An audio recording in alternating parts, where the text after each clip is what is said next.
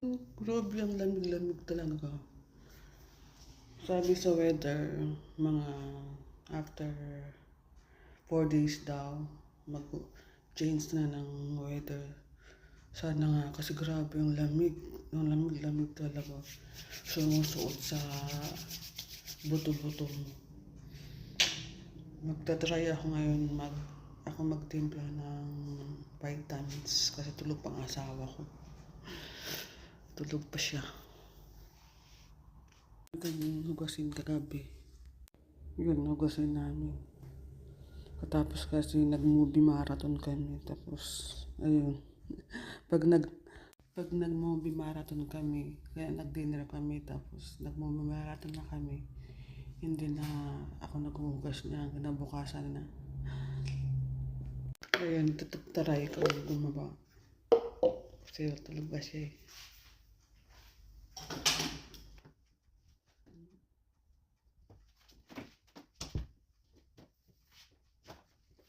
Hindi lang vitamins, tigda lang scope siya.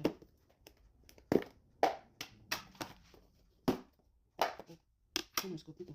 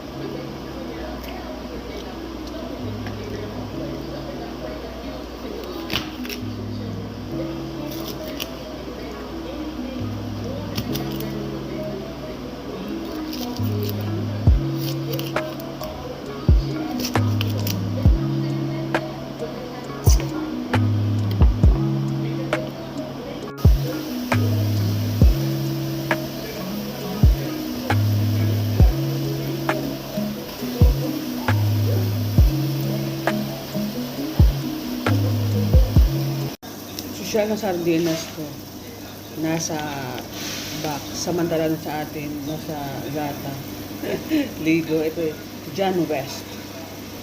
Mukhang masarap siya. Yung sardinas. Yan. Mukhang masarap naman. Ito yung brand niya. John West Sardines. Kasi yan. Let's go for a walk.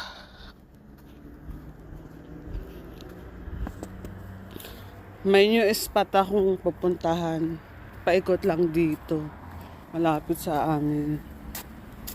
Mga bulaklak, mga damo-damo lang siya, pero ganda na niya, ganda ng bulaklak. Mga damo niya may kasamang bulaklak. Ganda. Di ba? Ito yung bago kong spot. Paikot lang siya. Pero malayong iikutan. Tapos, ayan na ano na yan. Yung ano na yan, oh, school yan. School.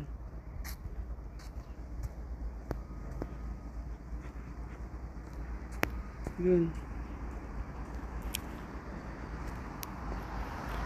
Hindi ako kalimutan kong shades ko pala. Nandoon. Pero okay lang. Hindi ako walking mula Sabado ba yun? Sabado hanggang kahapon.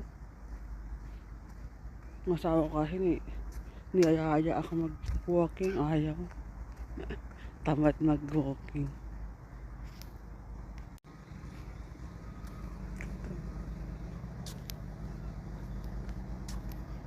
Mga tao dito, wala lang makipagmarites ba. Ayun, gaganda ng bulaklak, oh.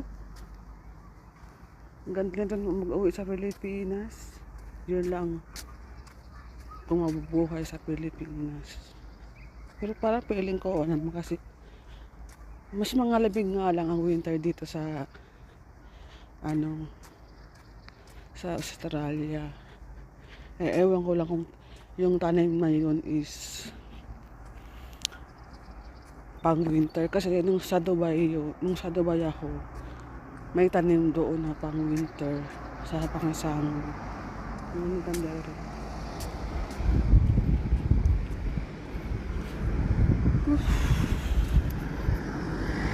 Kalamig. Grabe. Pero sabi naman ata sa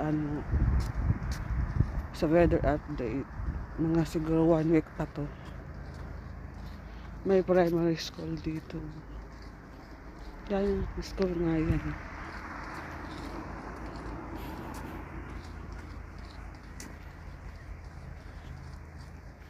Sana hindi umulan. Kasi ilang araw na rin umuulan dito eh.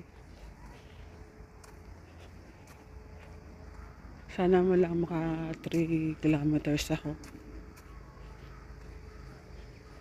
Magandang exercise na yun. May mga puno dito. Pag taglamig, nawawala ang dahon nila. Pag autumn, nagbo-bloom yung mga dahon nila. Para sa US ata, ganun din. Ganun din sila. Ganda na nito. Diba? Cute. Mga tao dito sa Australia, pag di man lang yung magtambay, wala man lang sila tambay, yung nasa veranda o nasa lalabas nakaupo, wala. Kaya kung gusto mo ng hindi papakialaman ang buhay mo, yung hindi ka ichismis, yung hindi ka papakialaman, tumira ka dito sa Australia o sa kahit naman siguro sa lahat ng bansa. Basta mga ganitong style na bahay, walang chismis, hindi ka chismis, walang pakialamanan.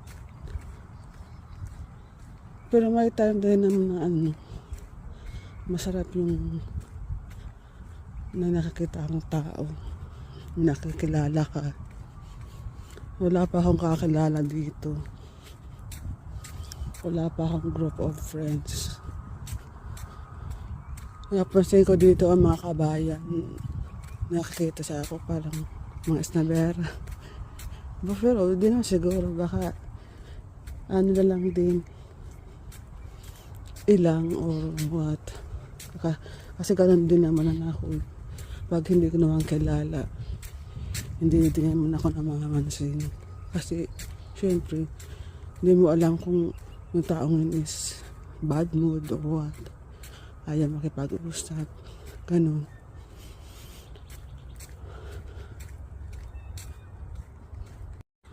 Naku, nawala na si Haring Araw. Sana hindi umulan. Pang unang ikot ko pa lang to.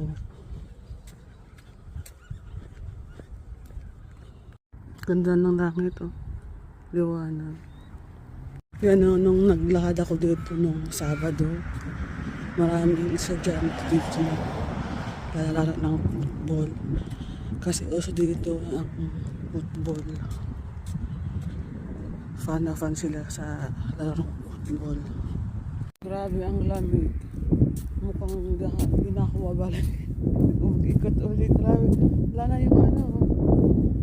Wala na yung araw. Grabe ang lamig. As in. Alam ko lang. Try ko pa rin mag-ikot kahit dalawa pa.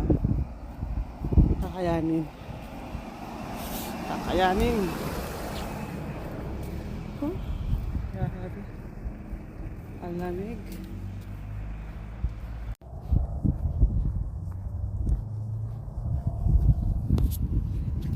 Oh, ganda ng ganda ang view.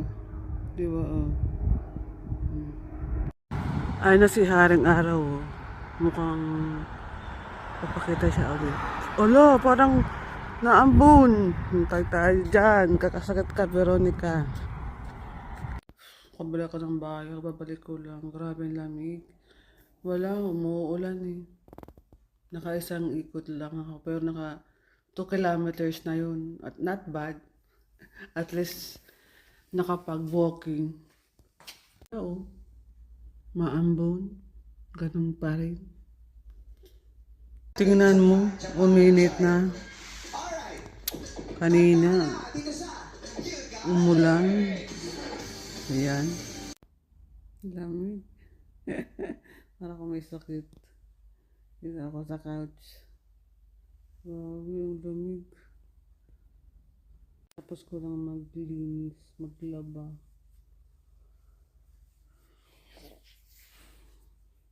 Hindi pa naman ako gutom. Wala kung anong kakainin ko. Wala na. Nanood lang ako ng Netflix. Grabe talaga ang lamig.